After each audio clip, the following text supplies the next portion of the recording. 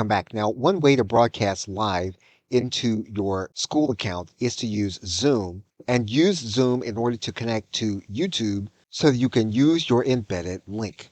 Now, from within your Zoom account, once you have set up a specific webinar or meeting, you're going to go to this area that says Configure Custom Streaming Service. What this requires is that you have a stream URL, a stream key, and then a live streaming page URL. When you are setting up a live stream inside of YouTube, all of that information is going to be available to you. So for example, the stream URL will come from this area.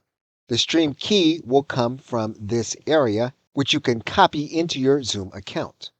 Now this live streaming page URL is where you're going to want to put the YouTube link for your live stream.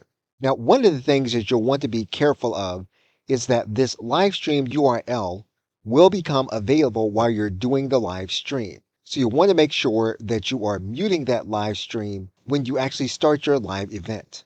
An alternative to using Zoom is to use your own platform, such as OBS Studio, and use it with a service like Restream. Restream will then create a live event inside of your YouTube account and schedule it when you need to go live.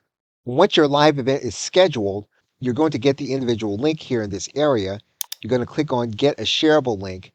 You'll then put that shareable link here inside of YouTube. The link is going to change, and this is going to be the link that you're going to place inside of your school account. Okay, so with that, thanks, and I will see you in another video.